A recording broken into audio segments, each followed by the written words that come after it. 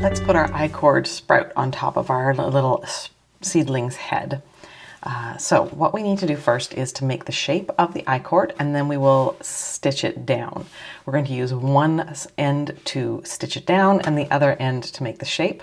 Because I am right-handed, I find it easier to use the end from the right side of the I-cord as we are sitting here. There will be a side that is a little more gapey usually when you make I-cord. That's the back. And one tip is that when you are done with your I-cord, if you gently just put that in there so that it doesn't flop around and make noise while we do this. If you gently roll it between your hands like a kid making a Play-Doh snake, this will basically be the same as blocking your I-cord. It really smooths any bits out and makes it look much, much better. So that it is less floppy. It redistributes the tension basically as you do that. All right, so what we need to do is we need to make a shape that I cannot find a cunning title for, but it is sort of got, what we've got here is we've got the rounded center and then two stubby little bits that look a bit like leaves to me. So this is kind of almost like a flower and leaves.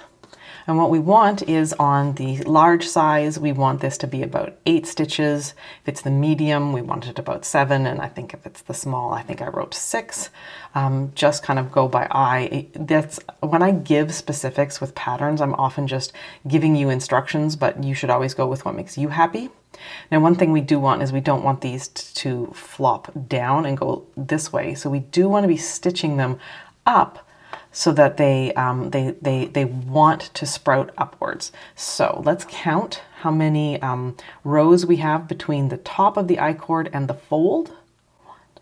1, 2, 3, 4, 5, 6, 7, 8. So I need to go a little taller with my fold there. And then let's have a look to see if we are about equal. So from here to here, that looks about right. We can also count to make sure. 1, 2, 3, 4, 5, 6, 7. So let's just go a little higher there. All right. So this is the fold I want. So I'm going to pinch it with my free hand here, although it's going to feel like you wish you were born with a third hand a lot of times when you're crafting. All right. So we're going to go down through the center of the I-cord with that end and come out at the bottom where that first fold is. So now what we want to do is we want to go through all 4 layers. So when we folded, just like at the bottom of a W, there are 4 layers of I-cord. We want to go through there, come down out here, and then go down somewhere else so that you're not going back in exactly the same spot, or you'll just undo it, and go through that at least one more time in the other direction. And that will at least lock our folds together. But like I said, we want these ends to stick upwards. So what I like to do is to now move up. So I'm going to go inside the I-cord just to move where that end is coming out. So now I'm going to go up about 2 stitches up the fold. So we've gone through the first time here, and now we're going to go through a second time about here. So I'm just going to go through.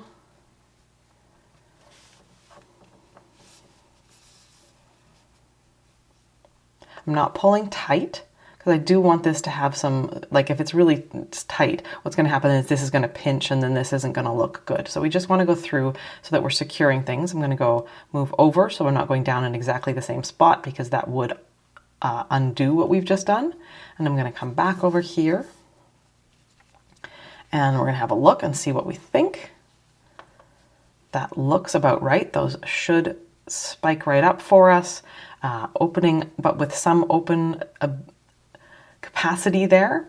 Depending on whether this is a toy or a decoration, you can either tie a knot here and make it, and then make the end disappear, or just make the end disappear if it's a decoration. Let's assume that it is a toy. So what I'm going to do is I'm going to go under the running strand between 2 stitches here. I'm going to make a loop. I'm going to go through that loop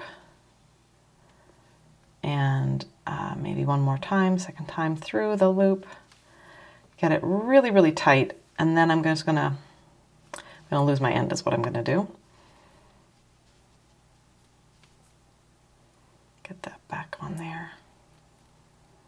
All right, so now I'm just gonna I'm gonna go back through, and I'm even gonna go up this I-cord here. So you see how I'm coming out there? And I'm gonna pull on that end, and I'm gonna pull till the knot is as embedded in the I-cord as I can make it. And then I will simply pull this end taut, snip right next to the fabric, and it will vanish inside the fabric. So that's our first task accomplished. We now have the shape, and now we need to attach the shape to the seedling. So let's make that happen. All right, we're going to run the end through the center of the I-cord and down, getting it into location so that we can use it for stitching. All right, don't pull too much or you will make this distort the shape, right? All right, so this is the center, and we're going to do this just ahead of center. If you think about just kind of line it up so that when we do this, it's just going to hide the center bit there. So we're going to do this twice. We're going to do it on the front after we attach it to the back. So if this is where I want to put it, I'm just going to lay this down flat for a little bit, pinch it with my thumb. And what we're going to do is we're going to whip stitch across from about here to about here, attaching the upper part of the I-cord. So sort of like if you imagine this being like a flat surface, we're not going to be going into this deeper part here, the side. I want you coming to the top. So we'll go from like here on the top of the toy and going right up here to the very top of the I-cord.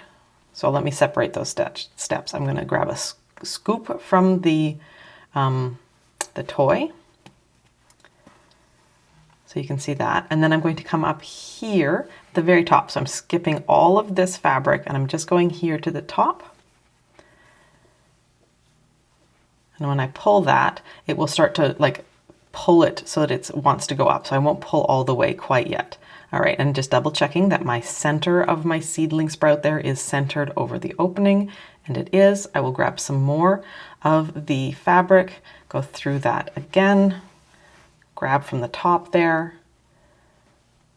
underneath some of the sprout, and then we'll go up here. And now we can start to pull tighter and let that start to like pull it up. Go through here, and I have done that in 4 places, which should make it nice and stable here. If this is going to be a toy, you may want to make your length a little longer or go a few more times.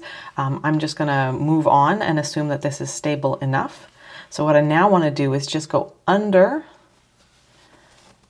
our little sprout here so that we can now work from the front. And the reason we're doing the front second is because the front is much more cosmetic. We've now had a chance to attach things here, and we can now make sure that everything is attached and also attractive on this side. So I'm going to move forward just a wee bit more so I'm not right under. I want the fabric, if I'm too deep, it's gonna, like when I attach here, if I'm attaching from here, it's just gonna be too deep. So if I move this end forward a little bit, it's just gonna make it sort of like where we're coming up and down is lined up. So we're gonna go through a little bit of that fabric. I'm gonna pull down and see what I think. Is that about right? Right now you have the chance to like correct any bit of a torque if you've got one, or to add one if you want. So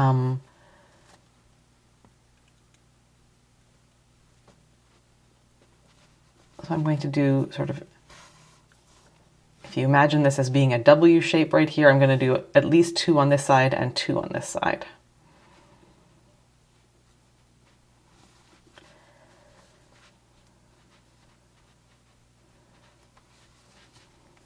And because everything is the same color, it's not going to be really obvious that you're stitching as long as you keep your stitches sort of small and close. All right, this stitch here is really loose and floppy, so I don't want to grab it because I think it will look really distorted and weird. So I'm just going to kind of go up and over there. All right, how are we doing? That looks pretty good. My yarn is untwisting, so I'm just going to twist up to give it a bit more of that fabric. Let's see, what do we think? I'm just going to put my needle away and my end away so I can see and have a look. That's looking pretty adorable. I think that's good. So we can tie a knot. If this was a toy, I would knot it and then weave it up. But because this is a decoration in my house, I am just going to bury that and straight up that I-cord there. Oh, it's caught on some really tight bit of knitting there. It didn't want to come through. All right, so I will pull taut, snip next to the fabric, and disappears. And we have a seedling sprout, finished and adorable. Hope this helps. Happy stitching.